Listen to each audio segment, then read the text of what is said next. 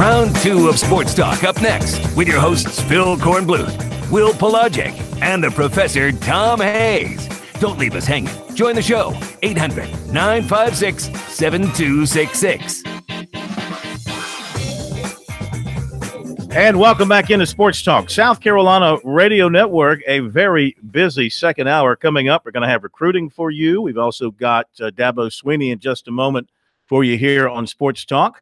Underway, evening session up in Brooklyn, scoreless. First minute, Virginia Tech, Notre Dame. Underway, first round of the SEC tournament in St. Louis, and Georgia has the 2-0 lead on Vanderbilt, USC, and Ole Miss to follow. Any other scores you want to pass along, Pro, that are of interest to you today that we haven't already talked about? Not really. I guess one big upset, a team that might find themselves on the bubble, Arizona State getting beat by Colorado today in the Pac-12 tournament. So there's a team that may be inching toward the bubble, while Louisville was in Joe Lunardi's first 4 out, trying to play themselves into the tournament after that win over Florida State today. Well, while you're online checking out basketball scores all night long, be sure you check out foundersfcu.com and learn how they can assist you in all of your financial needs. Recruiting coming up in a moment, but today at Clemson, they kind of got down to some serious business for the first time this spring. Not that any practice is not serious, but I mean getting into where you got, I guess, ones-on-ones and things of that nature, letting the guys show the coaches a little bit more about what they can do. Dabo Swinney just a little while ago, after they wrapped up the practice, got together with the media and gave everybody a review of what he saw out there. Good little situational half scrimmage, like half practice, and then the last half of practice we just did some good on good situational work, just trying to really get them to think. Situationally, we did first down. And then we did first down, play second down, then second down, play third down, just made sure that we, sometimes when you just scrimmage, you don't get all the situational work that you want. Then we did a little third down rack, and then we did an end of the game 4-down territory rack today. So, put them in a lot of different situations just to see, how we could, where we were, after 5 days. And repping a lot of guys, got a lot of guys that truly could go play today. I don't have any doubt about it. But trying to give everybody the opportunity, trying to mix and match some of these guys. That was a big message today, because I threw a curveball to some of them, and put them in a couple different situations that they didn't think they were going to be in, and you got to be ready. So when you sub somebody, they don't call timeout and say, well, they got their backups in, let me put my backups in. It doesn't work that way. So you got to be ready. So I thought we got a little something out of that today, just kind of teaching a little bit the mindset that you have to have. If you're a young guy, you're not always going to go against a young guy. You might be lined up against Mitch Hyatt. So you better be ready. And so we got a lot of things we got to get better at. But after 5 days, I think we're kind of where we should be, probably a little ahead actually in some areas, but some good and bad on both sides. I think we missed too many tackles today, just in good position, just didn't wrap up. Not enough plays, finishing plays outside on some competitive plays. I think we blocked very well on the perimeter. But again, just good things to get on tape that now we can just coach. That's the only way you're gonna get better in football. You got to go play. And so we'll have a big scrimmage next Wednesday. So today was a good step towards that. Did anybody catch your attention, jump out at you just kind of off the top? Not really. I mean, we'll see the tape, and but there was, like I said, good and bad. There were some guys that I kind of always know are going to do good that did good, and there's some other guys that I expect to do good that maybe didn't do as good today, but we'll see the tape, and I'm sure there'll be a couple guys that will be graded up a little bit. Dabo Swinney following the Tigers, as he called it, situational scrimmage today, and they'll have a full scrimmage, their big scrimmage of the spring, not to be outdone by the spring game, of course, but they'll have that coming up next Wednesday. USC did not practice today. They did bring defensive players over to speak to us at the Zone at Williams-Brice this morning, and we'll hear from Bryce and Alan Williams coming up in just a little bit. Your first chance to hear from him. Also, Christian Wilkins, who talked earlier this week about his decision to return to Clemson for a final year. We'll hear from him tonight as well here on Sports Talk. I want to remind you to join us and our friends at South Carolina DNR at the Palmetto Sportsman's Classic.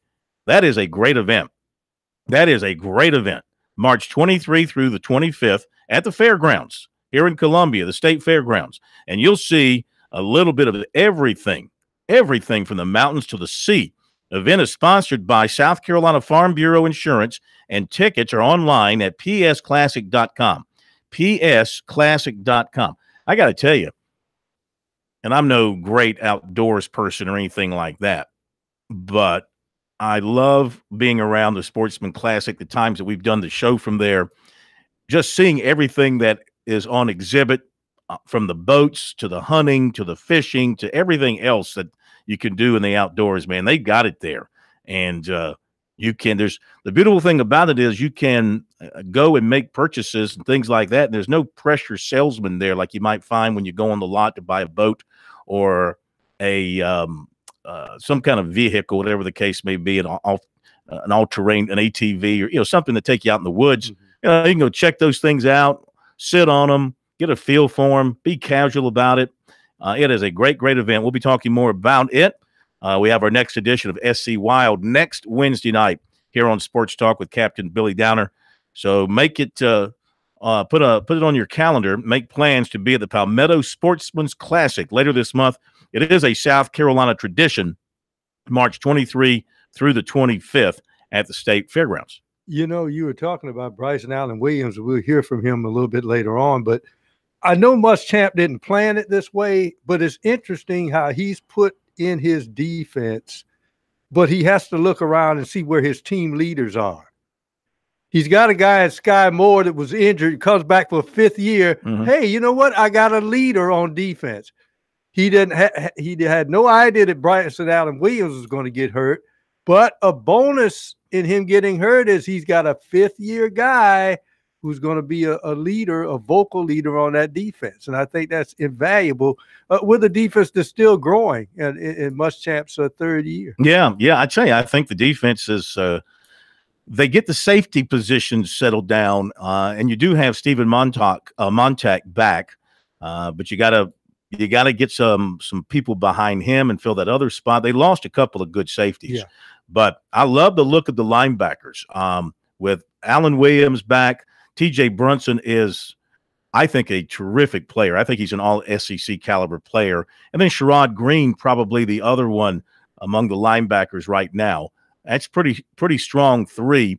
What they've done up front is gotten bigger and better up there as well. They're a defense that in Muschamp's first year and Travaris Robinson's first year running the defense, nationally, they were 66th in total defense and I believe 51st in scoring.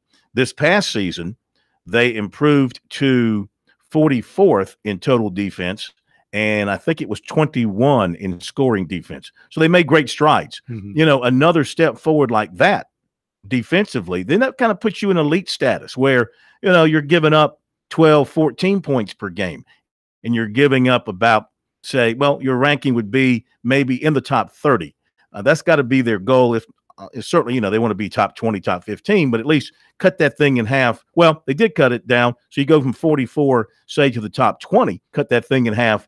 And then you benefit from an improved offense and a more explosive offense. It doesn't put as much pressure on the defense to keep you in games. And, of course, they did some exotic things they didn't do in their first year, because we remember near the end of the year when most of the veteran players knew the defense, they were calling once in a while a corner blitz, a safety blitz from the strong side. So as they build on this defense, they can do some more exotic things to really shake up an opponent's offense. Well, I think in Keyshawn Nixon, you're going to have a much improved corner over there from where he was last year just by being in the program more. And they really love Israel Mukwamu.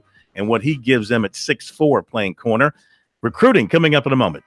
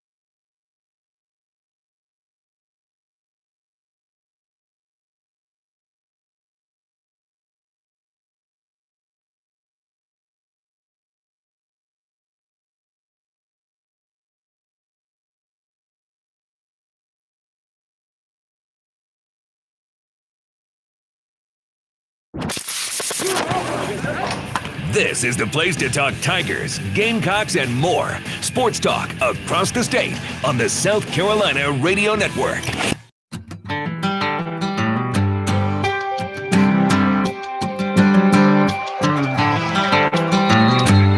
Welcome back to Barclays Center in Brooklyn, New York. Will Pelagic here with you on South Carolina Radio Network. This is Sports Talk. Of course, along with my colleagues back in South Carolina, Phil Kornblut and Professor Tom Hayes. Right now, they're at the under-12 media timeout between Notre Dame and Virginia Tech. The Irish holding a 2-point lead, 15-13. Virginia Tech being able to withstand a 3-minute-long field goal drought. They've gotten 6 points from their leader, Justin Robinson.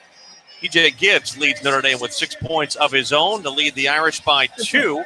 Virginia Tech beat Notre Dame in their only matchup earlier this year at the Purcell Pavilion in South Bend, 80-75 back on January the 27th at their only meeting this year. This is the first of 2 games here in Brooklyn tonight.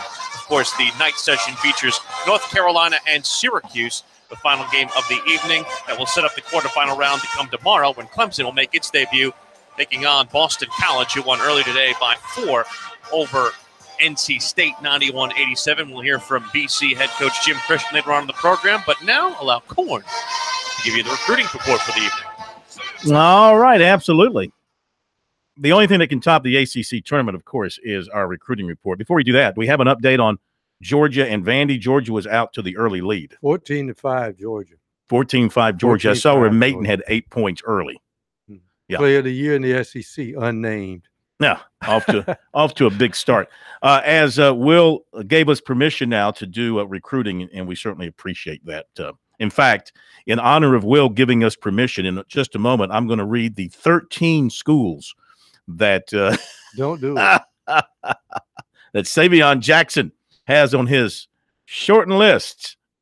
But first, wide receiver Torres with 2 Z's, Alexander, 6 feet 170 of Conyers, Georgia, picked up his first big-time offer recently from USC, followed that up with a visit Saturday. With the offer, the Gamecocks had put themselves in a prime spot with Alexander, but he still wants the process to play out a little bit. I just enjoyed what he saw at South Carolina.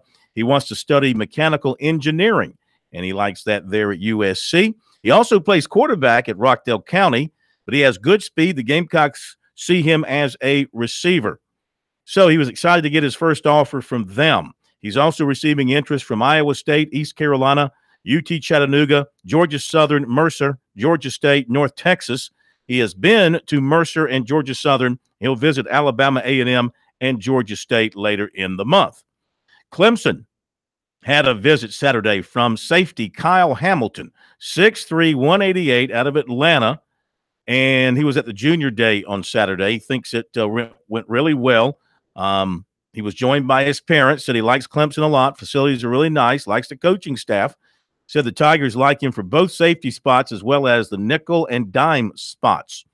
And he watched him practice on Saturday, looked at the facilities, checked out the academic support, met with safeties coach Mickey Kahn, and also talked with Dabo Sweeney. So a good experience. He said Clemson is definitely high up on his list right now. He says he has a higher regard for Clemson after his visit. And he went to Vanderbilt Monday, Georgia yesterday. Notre Dame is coming up Thursday, and Ohio State on Friday. He wants to commit before his season and sign early, but his school does not allow early graduation. He had 60 tackles, 6 picks, and 8 passes broken up last season. Defensive end Savion Jackson of Clayton, North Carolina, has USC on his list of top schools at this point. The other schools on his list are Virginia, Oklahoma, Syracuse, Appalachian State, Boston College, Duke, Louisville, Penn State, Tennessee, Pitt, Ohio State, East Carolina, North Carolina, Florida, Virginia Tech, Auburn, Wake Forest, NC State, and Alabama. Pretty much covers everybody. According to the Big Spur, running back Quavaris Crouch of Charlotte is going to visit USC March 19th. The Gamecocks, Clemson, Michigan, Alabama, some of the top schools with him at this point. He's so good he could play linebacker in college. That's one of the big decisions there is what position he will play. Quarterback Tajan Fomachan, Avon, Connecticut, told us today he plans to visit USC Thursday, Clemson Friday. He recently visited Connecticut, and he just picked up an offer from Ole Miss. Defensive back Tyke Smith of Philadelphia and defensive back Jaden Davis of Fort Lauderdale were a couple of the other players in at Clemson on Saturday. And Greenville quarterback Davis Bevel was offered by Georgia State. And I think that has taken care of our recruiting report for tonight. Be sure to check out our recruiting, of course, on our website, SportsTalkSC.com, and on Twitter, use the hashtag STRecruiting to take you to our information. Now, we are kind of on standby for JT eBay to make a decision. We were expecting it today. He had told us Wednesday was sort of the deadline. Hasn't happened yet. USC, Iowa State and Indiana. Of course, he was at USC this past weekend, so we continue to monitor that situation. And he'll announce it on eBay, right? He will sell his decision on eBay. But, with South Carolina having an opening at safety and needing some help at safety and wanting to play big-time winning football, of course, Iowa State's improved. Indiana's improved some as well, but I can't believe that what he saw at those two schools could impress him more than what he saw at South Carolina. I mean, the facilities at South Carolina, once they get the new administration building, the football operations building completed, is going to be something else. To look at it from a distance, to see the indoor facility next to that facility, next to the practice fields. And for the players, I mean, for how many years has South Carolina had to bus its players or use a tram or something to move its players from locker room to practice field and back to locker room and to meeting rooms and all this kind of stuff? It's always been a negative for South Carolina when it comes to that, and because, being an off-campus football operation as they have been, I mean, it's gotten better over the years. I can remember when they used to practice behind the old Roost. That's where the practice fields were. Right. And the players would have to drive out to the stadium, locker at the stadium, and then get on buses and bus over to the Roost area and practice. And then, of course, get back on the bus, go back over to the stadium and change and then drive off. That's crazy. Now everything's going to be centralized for them. In fact, John Whittle of the Big Spur was asking questions of players today. Apparently, in this new football operations building, there's going to be a barber shop and also a recording studio. So he was asking players about who does your hair, how do you want your hair done, would you let somebody else cut your hair in there, and I guess also about their singing future. So what kind of recording studio, I'm not exactly sure. Not real sure about it, but I thought the dorm room was the epitome of a barbershop. Well, that's what the one player I was standing by when he asked the question, that's kind of what he was talking about. Somebody else, I guess, on the team handles the shears from that standpoint. So that'll be good for South Carolina when that all is completed sometime here in August. All right, 18-15 Virginia Tech leading Notre Dame. This should be a heck of a ball game all the way through. And Georgia right now having its way with Vanderbilt. You wonder if Mark Fox is coaching for his career at Georgia here at the SEC tournament. You almost have a feeling, though, that they may have made a decision beforehand. Because why would this top point guard that he recruited had been committed decommit? Yeah. He sees the smoke signals. Well, I think Georgia's getting this feeling, Corn, that after they gave that tremendous facelift to Stegman Coliseum, I still don't see why Georgia got plenty of money. Why don't they just build a new arena? Because they don't need anything bigger than what they got. Yeah, they really don't. But that's what I'm saying. They can do like Auburn. They can downsize. Auburn built a new arena, but they downsized it. And so, and Ole Miss did the same thing. But they decided they were going to give a facelift to Stegman Coliseum, and they think maybe with the facelift they need a new guy on the sideline. But you can't do any better than Xing and Oing with a Mark Fox, and he's been there 9 years. The 10th year, maybe the charm. All right, baseball final. USC defeats North Carolina A&T 12-2. Michigan State leading Clemson 2-0 in the bottom of the first up in Greenville. Wofford today, also playing at Fluor Field, defeated Boston College 12-10, and Furman not playing today at Fluor Field. They played on campus and beat Penn 4-1. More from the ACC and Will coming up.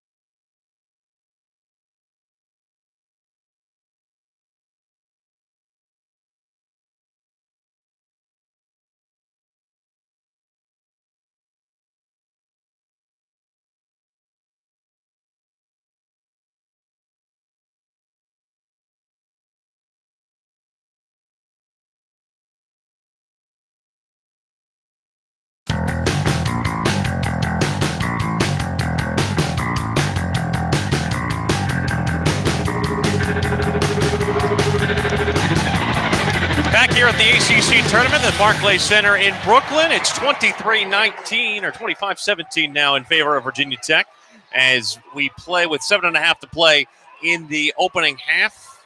The Hokies on top, getting themselves their feet wet here in their first game of the tournament. Notre Dame, of course, played yesterday, as did Boston College, and Boston College becomes the first double-digit seed to advance to the next round. They will take on the Clemson Tigers tomorrow, the team, of course, that we are here covering here on South Carolina Radio Network. This is a crazy game for the Eagles and the Wolfpack. Boston College had a big lead at halftime and led by as many as 17 in the second half, but NC State, with a furious charge, came from behind to draw even with 11 points in an unanswered run to draw themselves back even at 75. They were even down the stretch. Jerome Robinson, the runner-up for Player of the Year, hit a shot with 17 seconds left in order to put BC up for good.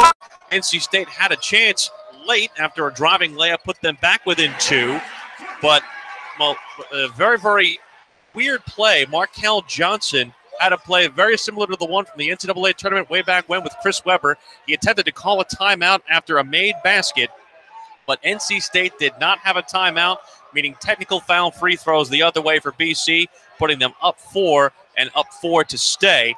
And Boston College moves on to take on Clemson tomorrow. We got a chance after the game to catch up with Boston College head coach Jim Christian. Just a tremendous game, 40-minute game, tremendous. I thought that both teams played unbelievably hard, and I just thought the resilience, the toughness, the mental toughness that we showed down the stretch when they came back, huge step forward for our team, for our program.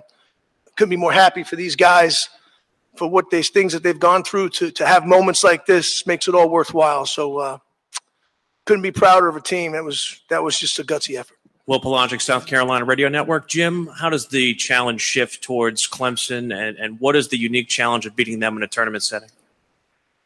Well, first, these guys, I said this yesterday, they need to start enjoying these moments. They've had enough moments that they didn't have. I want these guys to enjoy this moment and not worry about Clemson yet. We'll start worrying about Clemson as a coaching staff. Nobody in the country has more respect for them than me. That's one of my closest friends coaching their team. They're one of the top teams in the country for a reason. They're so good defensively. They've got weapons all over the court, but we just have to regroup and get fresh. That's our thing. I mean, again, it's a great opportunity just to get an opportunity to play in this game, to play in the quarterfinals of the ACC tournament. It's a huge step forward for us. Middle of the rim. Vashti Hurt with Carolina Blitz. You guys played with a fearless aggression from the start.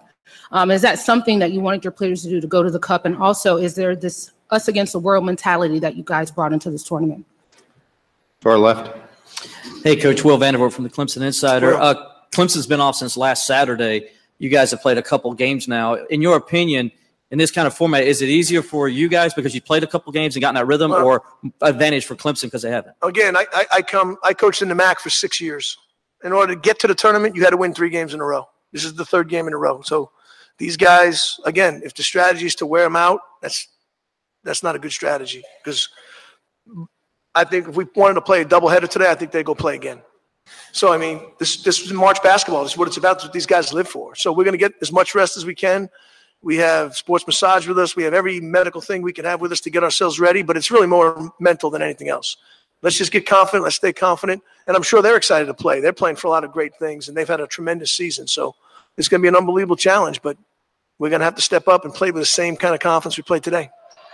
I don't know about you guys, but the matchup with BC is the one, I think, from Clemson's perspective, that they probably would have favored, because I don't know if I wanted to see another 3rd dose of Omer Yurtseven. Yeah, he was good again today. I mean, NC State offensively was great in the second half. I think they ended up shooting around 60-something%. You probably have the number.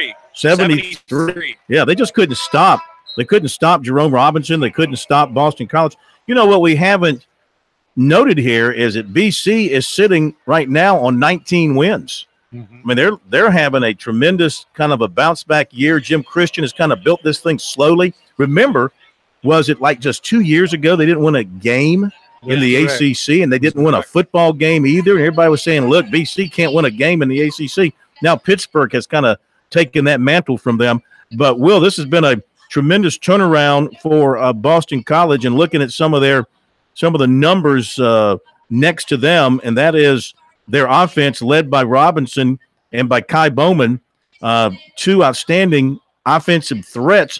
And the one thing they'll have an advantage on Clemson will be the rested team, but Boston College is going to be the team familiar with the sight lines, the rims, the feel of that arena. And like Brad Brownell said in our interview earlier, which you can hear on our website, SportsTalkSC.com, this isn't Madison Square Garden, but it is an NBA arena, and it is New York City. And I think, some of the young players, Marquise Reed and Gabe DeVoe and Sheldon Mitchell, they have experience playing in this arena. This is something that's not new to them. But I think for those newer guys, you wonder how much they'll be spending time kind of looking up and maybe playing a little bit too loose. The one thing that you do not get to do at this arena if you play in the later rounds or play in the quarterfinal rounds, you do not get advanced experience in the arena. The only way you do that is if you are here within the first couple of days. Clemson didn't get here until late Tuesday night. Originally, they thought they were going to travel up on Monday, but because of academics and also some other things involving the weather, they didn't get here until very late Tuesday night. So I'm wondering how much of that has to kind of wear on them. They spent a lot of time skull sessioning within themselves, trying to figure out what they do well. I don't know how equipped they are to win 3 games in 3 days, but they basically have the best matchup that they could have hoped for with Boston College. That being said, it's still going to be a tough matchup for them tomorrow. And, oh, by the way, guess who could be waiting in the wings for you in the semifinals? Oh, yeah, top-seeded Virginia. Oh, yeah, no doubt about it. All right, thank you very much. We'll get back to you in just a little bit. Want to hear from USC linebacker Bryson Allen Williams. Today he spoke for the first time since he had that shoulder injury against Kentucky and had to have surgery. It led to him deciding to come back for another year at South Carolina. Today he met with the media to update us on how he's feeling. I'm feeling great. I'm at 5 months and 3 weeks, so I'm in the process of getting back on the field. Actually running around. It's kind of surreal, once you get an injury, you kind of don't ever think that, the rehab process is going to be over with. So, actually being out there with the guys running around, being with the team, it's kind of a fun experience. You dealing with any pain at all right now? It's pretty much healed up. It's just, just building the muscle back, getting back to where I was before the injury. So, as far as my shoulder, but, everything else running, I feel, like I'm in the best shape of my life. I'm at 235 right now, so putting on good, healthy weight. And I just feel great. So I'm just ready to get back, to 100% and help this team. What was your mindset like when that injury initially happened, and how long did it take for you to actually realize that you'll be back? I knew I was coming back. I couldn't leave the way I left. We lost to Kentucky. I ain't beat Kentucky. We didn't beat Kentucky none 4 years I've been here. So that's one reason. Just that game alone, getting injured in that game. I actually got injured on the 10th play of defense. So playing that whole game, and then going to get those tests and stuff. Just realizing that I have an opportunity to come back with the team that that we have coming back this year. We have an opportunity to do something special. So just coming back, that was always in my mind. But my mindset was, when it happened, it was kind of surreal. It kind of felt like shoulder popping out, play football. You pop it back in, you go. But as I kept playing, I just felt it kept sliding out, so I knew something was wrong. Talking to our doctors and stuff, they just told me that the best option was to go ahead and get the surgery. And not being able to play, you kind of don't really think about it. Being out there for 4 years, like almost every game, you really don't think about it and how much you miss it. It kind of gave me a different perspective on football. It made me really enjoy, the little things about it, working out, being able to do that because I wasn't able to do it for so long. So it kind of gave me a new hunger for the game. And things happen for a reason. And I truly believe, that happened for a reason. So I dwelled on it for a little bit, probably about a week, but, my support system is so strong. They told me that, you can't just mope around. You got to attack the rehab. My dad played college football, played in the league for a couple of years. So I kind of had that perspective of him just telling me that, you got to work. He had shoulder surgery too. So he's just telling me, you got to attack the rehab and approach it like it's game day. So that's what I try to do. Approach every rehab like it was game day. With Sky gone, do you move back to more of that weak side linebacker as compared to a lot of the buck you were playing last year? Right now, I'm primarily with the Bucks right now. But when, the summertime move around, Coach T-Rob, Coach Muschamp get that game plan going along, who knows. So. All right, Bryson Allen Williams, USC linebacker. They're glad to have him back for sure. Be right back.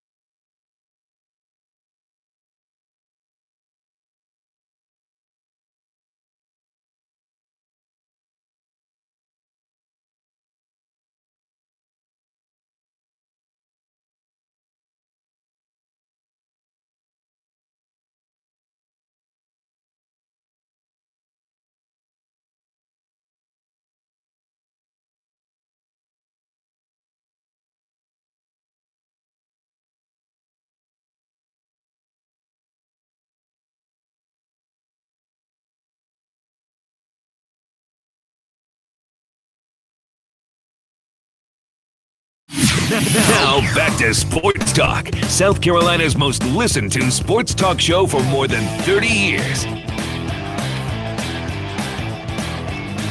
Final seconds here of the first half, and Virginia Tech is opening up on Notre Dame. It's 34-21.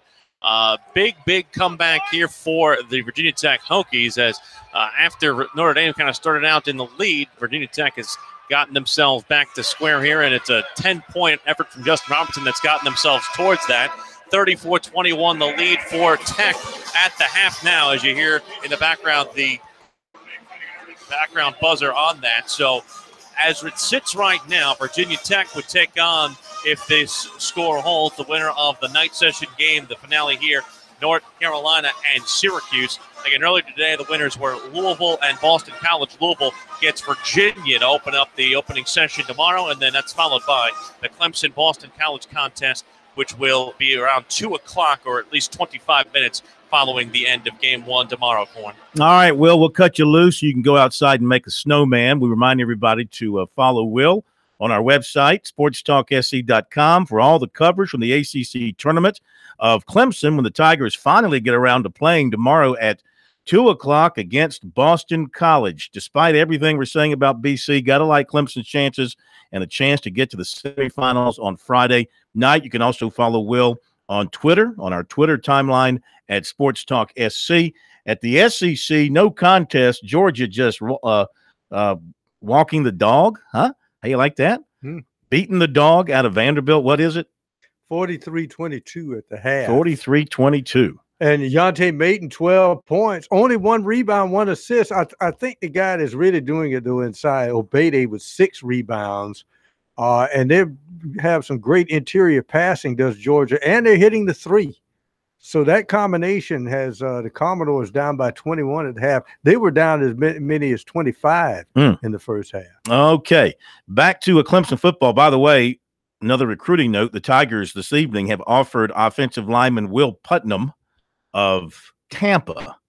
USC's also offered him. USC already has a Will Putnam as an offensive lineman in their program. So I think they should get this Will Putnam, and then you'd have 2 Will Putnams, and they should start side by side. Will Putnam square. One should be a guard and one should be a tackle. Hey, Will Putnam, you got play Putnam. Better. Which one? That one. Anyway, one guy who doesn't need to be hollered at Clemson, I'm sure, is Christian Wilkins. He gave the Tigers a big recruiting gift by deciding to come back for his senior year. And earlier this week, for the first time, he met with the media to talk about his decision to return. Oh, well, yeah, I'm just excited, coming back for my 4th and final year and just really, completely finish the book in this chapter, my life, just being in college. And I'm happy that, we all had our own decisions to make. No decision was because of anybody else or anything like that. But, it's fun that we all decided to do the same thing. Just looking forward to what's to come this year and just, finishing it outright. How seriously were you leaning toward going? And the fact that you were the last one to decide? No, there's a reason. There's a reason I took so long with it all, because anyone who knows me knows, like, I'm a big time thinker. There's a method to everything, and just the way I just got, and there's the gut feeling kind of thing I got to get with everything, and my gut was telling me to come back for various reasons, and I'm happy I decided to do so. Just give it one last more ride, one more shot, and just see where I am at the end of the year. When did you make the decision? Was it something that came down to the wire? It really did for me. I wasn't 100% sure until like the last day, until I had to, make a decision and everything. I talked to my family. I talked to people, who I trusted. Just about where kind of my head was at and everything. Talked to guys who've been in a similar position. Guys who had the opportunity to leave after their junior years, who are now either in the NFL or training for the NFL. Talked to some of those guys and just kind of see what was kind of on their mind. Talk to guys who decided to leave after their junior year, just to get a lot of insight and, and kind of compare what they're going through and their mindset to mine. So, you have goals for this spring? Do you want to accomplish for yourself? Really just there's a lot of little intricacies of the position and that I could always clean up, and that unfortunately I wasn't able to take as serious as I should have. Now kind of I'm more going oriented now this year than I feel like ever. Now I know exactly what my weaknesses are. I'm going to attack those this offseason and then this spring, you know, and really just the biggest thing is just lead, be the best leader I can be, you know, help out all the young guys, be the best, you know, leader I can be for the program. Was that feedback that you got from the NFL committee, or was that just stuff that you feel like you needed to just do? stuff I feel like I need to work on, and just, you know, just a lot of different things, you know, just areas I know I definitely need to improve. You know, I feel like, you know, the first few years I was kind of always just doing kind of busy work and doing things that I thought, you know, like, you know, I just have to do it because it's what I have to do. But now, like, I know the specific parts of my game where I really need to attack. Were you surprised to not receive a first-round grade, and what were some of the things they told you as why? Well, I mean, it is what it is as far as that goes. That wasn't, you know, everything in my decision, you know, because I like, you know, but I'm pretty self-aware with myself. So I know there's things in areas of my game I need to improve. All right, Christian Wilkins saying that he still needs to get better as a football player at Clemson. One of the reasons he decided to come back to play another season with his brothers on that defensive line that will make Clemson's defensive line the envy of all of college football.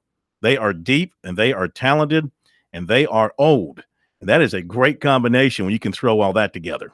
And you can't double team one guy, which means they all have the freedom to get penetration and get into the quarterback's face, especially right up the middle. Another recruiting note, Hale McGranahan, SEC Country, reports that Jamie Robinson, defensive back out of Cordele, Georgia, has set an official visit with USC for the weekend of June the 1st. Gosh, that just doesn't sound right to me. Official visit, June the 1st. Mm-hmm. I mean, seriously, people. Do we have to do it then? Don't you realize that people do want to go on vacation? People do want to forget about recruiting for a little while. That was the beautiful thing about the summer. There was no recruiting in the summer. Take a break. Well, at least not publicly. Okay. Take a break and get back at it in August. But no, now we got to do it 12 months out of the year and now have official visits. I was looking. You know how many official visit weekends? I think I counted this up. You know, practically half the year is going to be available for official visit weekends with this new expanded calendar, with you now being able, you can take, okay, look, April, May, June.